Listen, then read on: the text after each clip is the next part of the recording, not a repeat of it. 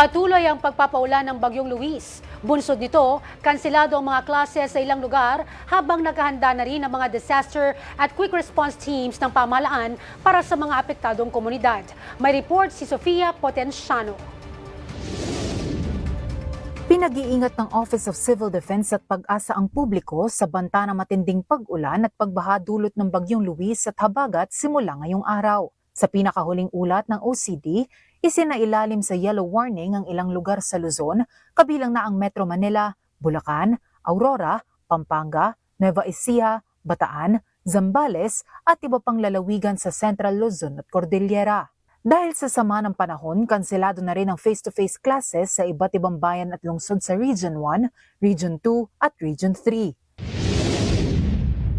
Samantalang nakataas na ang heightened alert sa mga deployable response group ng Philippine Coast Guard para sa anumang search and rescue at evacuation operations.